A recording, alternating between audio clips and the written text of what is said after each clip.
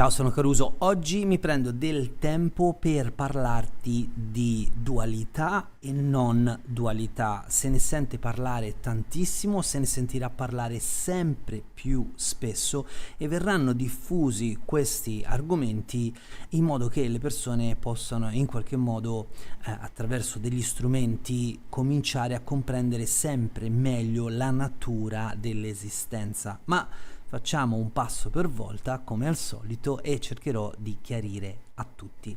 Allora, mi avete fatto diverse domande riguardo la dualità e la non dualità. Capisco che ci sia tantissima confusione, perché le tante scuole che ci sono in giro hanno tantissimi nomi, hanno linguaggi diversi, ma parlano più o meno sempre della stessa identica cosa. Cerchiamo oggi di fare un po' di chiarezza.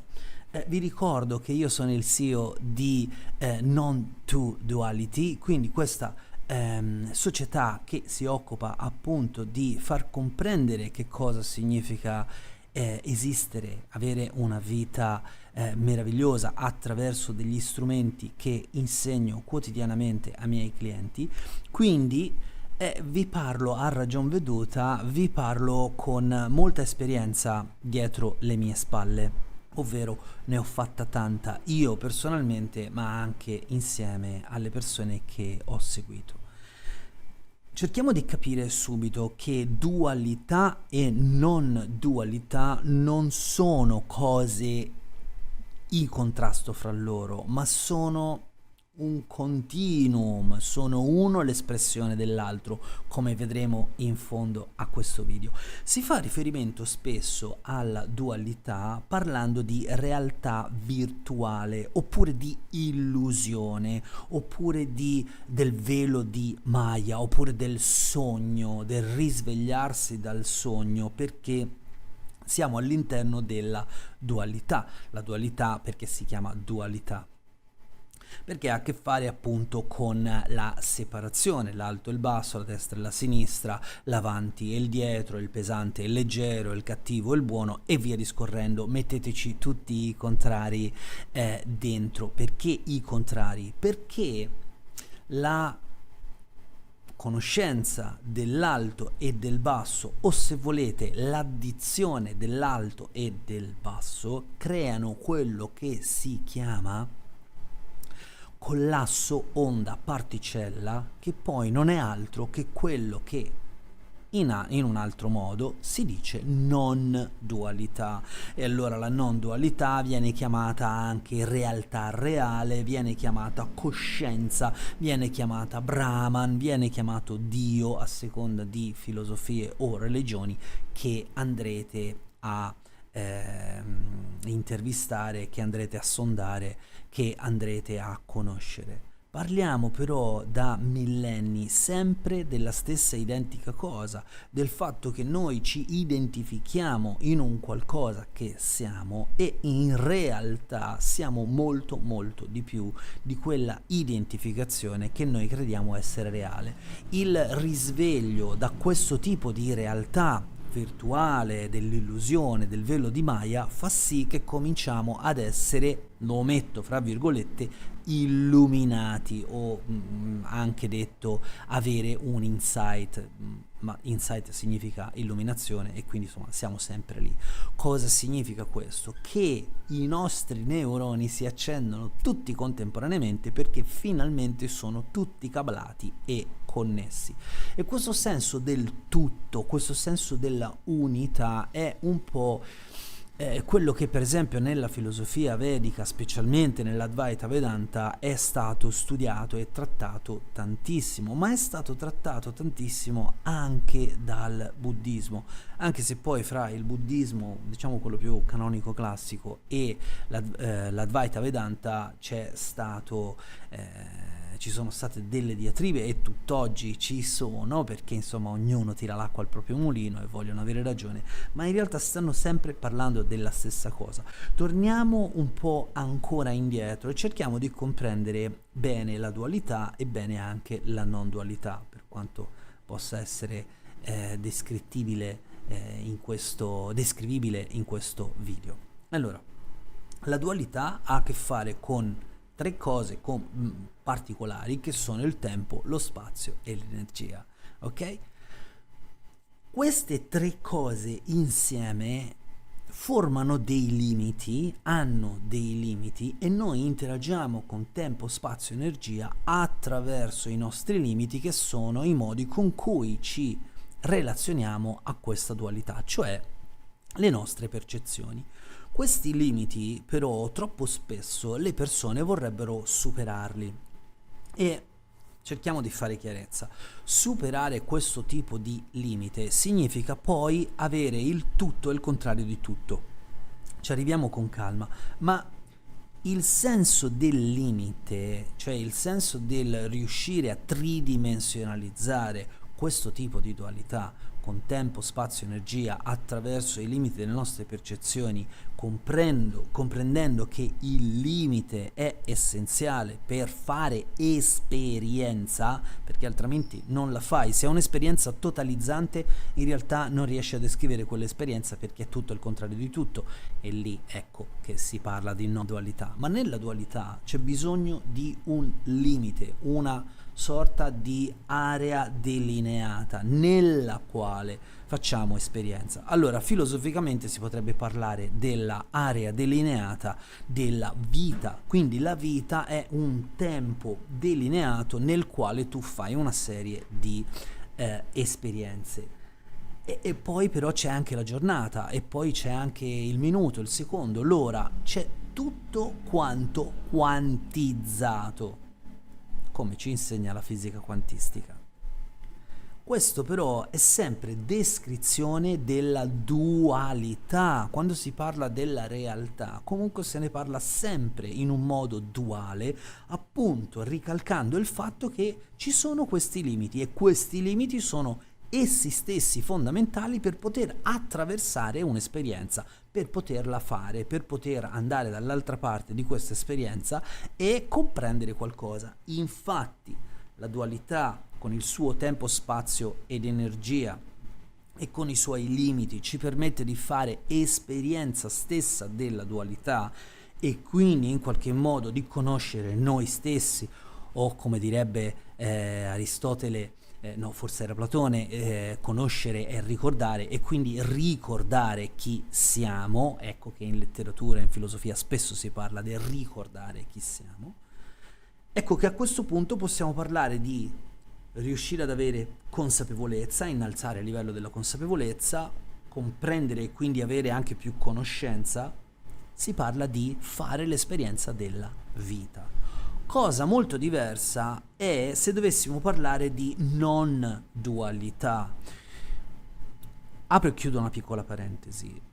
Non si parla di unicità, cioè di dualità, di divisione, e quindi di unità, ok? Unità, oneness viene chiamato qualche volta. Ma perché non si parla di unità? Perché nel momento in cui noi parliamo di quella unità, sono io soggetto che sto parlando di quell'oggetto, e quindi già siamo due. Allora, per non correre questo pericoloso rischio, diciamo non due, non duale, non dualità. Vi ricordo che la mia società è proprio, ce l'ho scritto qui, no to duality, però non scritto col 2 ma con TWO, not TWO duality, non due dualità, quindi una cosa sola.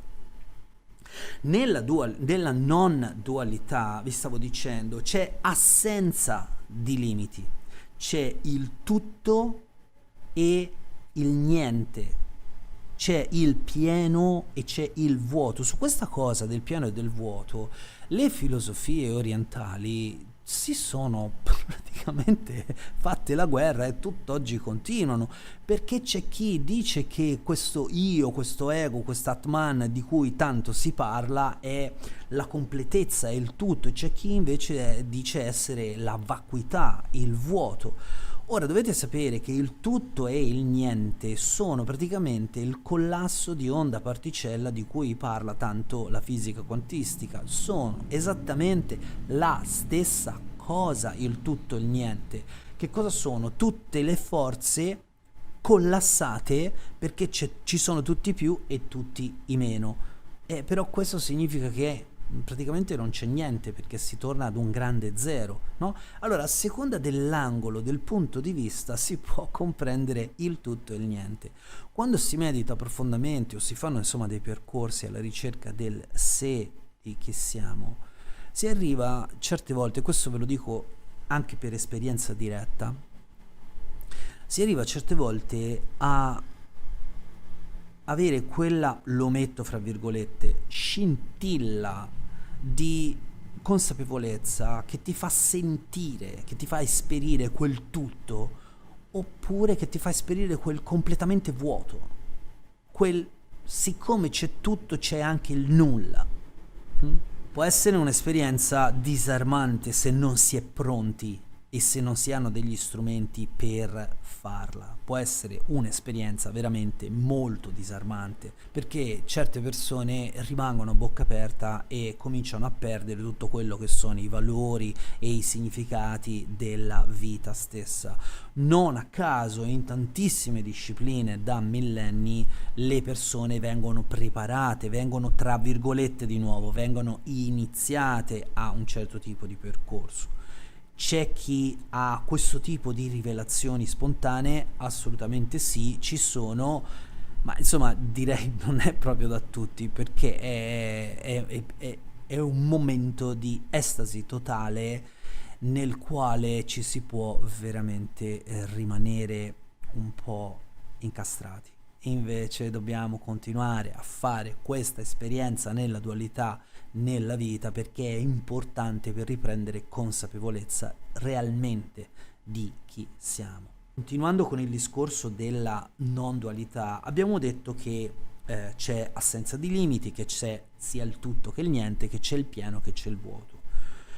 Questo però ci fa capire anche quanto in realtà la non dualità non è descrivibile. Tutto quello di cui noi parliamo, e dico noi non nel senso io plurale maestatis, dico gli esseri umani parlano, non è altro che di una sorta di declinazione della non dualità nella dualità, ok? E allora veniamo al punto centrale. Noi abbiamo una vita limitata nella quale facciamo una serie di esperienze. Queste esperienze ci portano consapevolezza e questa consapevolezza ci fa ampliare la nostra conoscenza, la nostra comprensione di chi realmente siamo, fino al punto in cui avremo compreso tutto. Come dice un mio caro mentore, dobbiamo fare tutti quanti tutte quante le esperienze. Quando le avremo fatte tutte, avremo riconnesso tutto quello che si chiama spesso coscienza. Poi magari un altro video lo dedicherò solo alla coscienza, e magari coscienza e consapevolezza.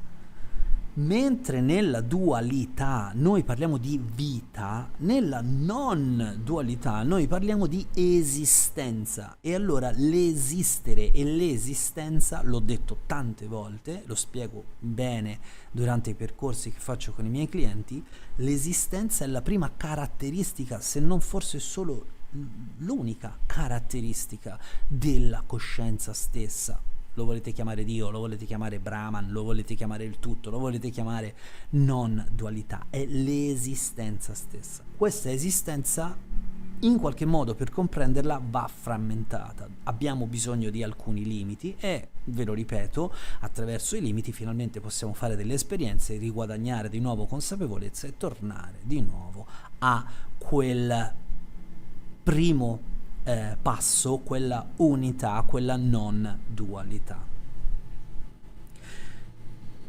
Però vi dicevo che è impossibile descrivere la coscienza, è impossibile descrivere Dio, il Brahman, il tutto, perché ogni volta che emetti un suono, in qualche modo è quel suono e non tutti gli altri.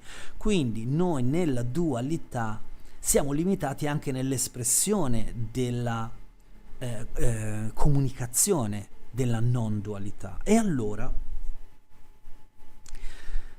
voglio chiudere il video con un concetto che sicuramente vi può chiarire meglio come navigare questo territorio. Allora, la dualità non è altro che espressione stessa della non dualità. Come descrivono i Veda e come racconta bene la filosofia dell'Advaita Vedanta, cioè non duale, Maya, cioè questa illusione, è essa stessa manifestazione del Brahman. Noi possiamo comprendere che cos'è il Brahman, il tutto, Dio, la coscienza, attraverso l'espressione stessa della coscienza. E noi in questo video l'abbiamo chiamata dualità. Quindi la dualità non è altro che lo strumento che noi utilizziamo per arrivare a comprendere che cos'è la non dualità.